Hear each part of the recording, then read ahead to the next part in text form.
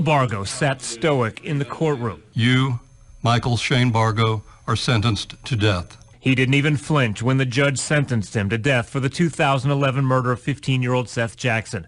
Investigators say Bargo and 4 others lured Jackson to a home, beat him, shot him to death, burned and dismembered his body, then dumped the remains, all because of a dispute over a girl.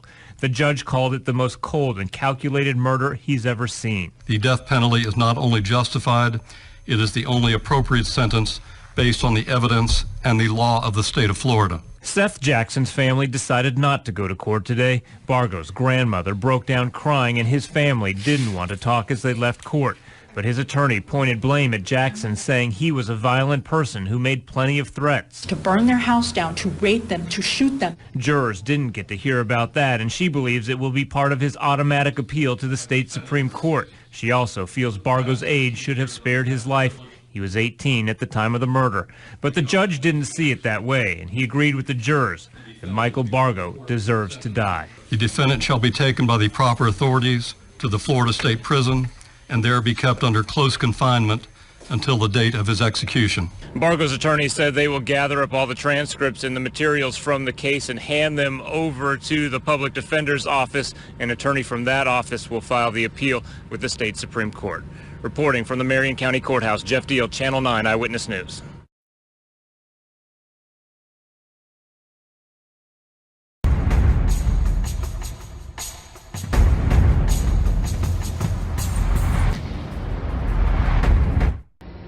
And Mike, Austin Myers had another shot today. He asked the judge to spare his life. Last week, a Warren County jury recommended death for the 19-year-old. But at the official sentencing this afternoon, Judge Oda heard from Myers as well as Justin Back's family.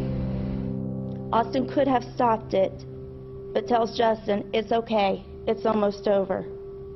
You could have changed your mind many times, but you didn't, especially when Justin was begging for his life. An 18-year-old Navy recruit begged his friends to stop choking and stabbing him. Instead, they continued with the brutal murder. I'm not going to stand up here and tell you how much I hate you. That is without question. Today, Justin Back's parents didn't hold back as they spoke to Austin Myers, one of the teens who is now convicted of killing their son Justin. I would just hope that every time you close your eyes at night, you see my son Justin. Myers himself had a few words for the judge. No, I've made a horrible mistake. I'm only 19 years old. I think there's a lot of good things I can do with my life if you allow me to keep my life. Judge Don Oda upheld the jury's recommendation and sentenced Myers to death. The defendant does not understand how precious life is. After sentencing, prosecutor David Fornshell revealed more details about Myers' plan, one that Fornshell says included killing more people. According to Tim Mosley, he said he wanted to go get his gun out of pawn in Dayton and use that gun as well as the one they stole from Mark Cates to go kill his own mom and stepdad. Austin Myers wanted to kill his own mom and stepdad after killing Justin Back. Just 15 minutes later, this is part of his plan.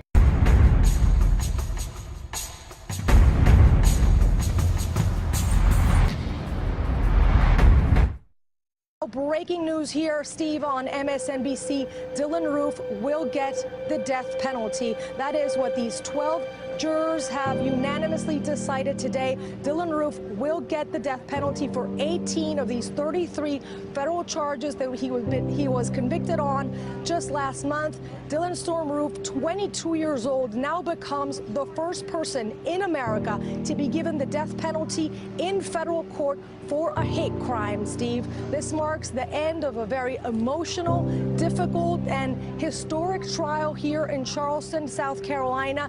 This jury comprised mostly of white women. They have decided that Dylan Roof will die by a lethal injection after having killed these 9 African-American church members at Emmanuel AME Church on June 17th, 2015, here in Charleston, South Carolina. The prosecution today, in their closing argument, they went through just vivid details of each of these victims we have come to know so well throughout this process, of what each of them saw saw in their last moments together in that church. They saw fear and they saw Dylan Roof. And he went through, the prosecutor, through the premeditation, the planning that Dylan Roof undertook in doing this, and then his final objective, to incite others to engage in a race war. I also want to explain to our audience, Steve, why the jury might have taken 3 hours almost to get to this conclusion. They had to go through what is called a verdict form, and that is a similar process than the one that was undertaken during the Boston Marathon bomber trial, during the Tsarnaev trial.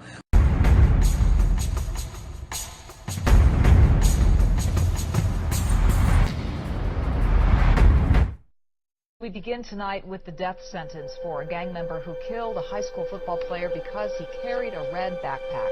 The murder of Jamil Shaw shocked the community. Eyewitness News reporter Miriam Hernandez is live in downtown LA with the family's reaction to the judge's decision. Miriam? From the night of the crime to the sentencing of the killer, it has been a 4-year ordeal for the Shaw family. Today was the wrenching finale. Already convicted of murder, Pedro Espinosa today heard directly from the family of Jamil Shaw II, the 17-year-old he gunned down. The days when I was growing up, it was basically you use your fists. You don't just go and kill somebody cold blood. It's the coward's way out. Jamil was a football standout who Espinosa shot thinking Jamil was a rival gang member. Before the judge pronounced the death penalty, the Shaw family told of their pain. After 4 years, still raw. I find myself, I'm not that strong of a Christian because I can't turn around and say I forgive you for killing my son. You should thank God if you have your family intact and your kids and you're loving them and you're doing things. Thank God for that, because there's people like that don't give a damn. Espinosa, 23, an undocumented immigrant, had a history of gang crime and assaults even while behind bars. He shot Jamil Shaw a day after he had been released from jail. Today, in a last-ditch effort to avoid sentencing, Espinosa demanded a new trial, telling the judge his attorney was incompetent. The motion was denied. Instead, Judge Ronald Rose ordered execution. At which time and place you shall then put to death Pedro Espinosa in the manner prescribed by law. You know, you want revenge. You can't help it. It's like a human nature. That was my son that, you know, was on the streets dead. That was my son, and people don't understand that. And the family has these words for Jamil. We did it, man. We did all we could do. You know, can't do no more than that, man. You know? I tell him every day, sorry about that, man. Sorry, man.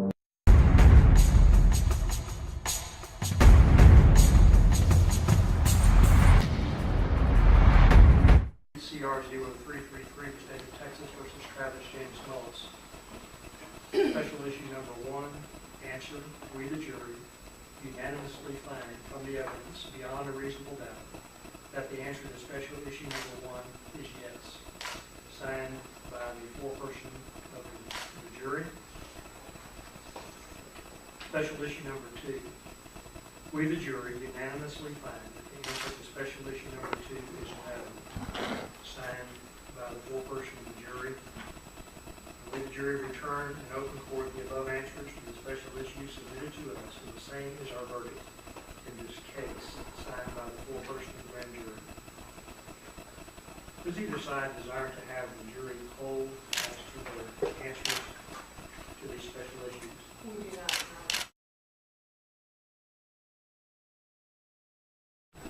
Judgment of conviction by jury, capital murder. Date entered March 21st, 2011. Offense for which the defendant is convicted is capital murder. The jury has answered the special issues in a way that will result in the death penalty being imposed. Mr. Mullis is present with his attorney. And I'll ask the question of you at this time, Mr. Mullis. Do you know the legal reason why this judgment should not be signed and carried out this time? That is the order of the court to remand the custody of the sheriff to complete the sentence.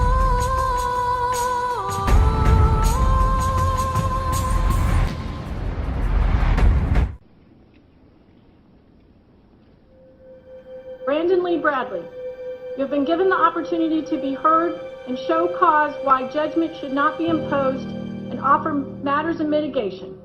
This court has considered the aggravating and mitigating circumstances presented and has prepared a comprehensive sentencing order which is on file with the clerk. No legal cause has been shown to preclude the imposition of the judgment and sentence.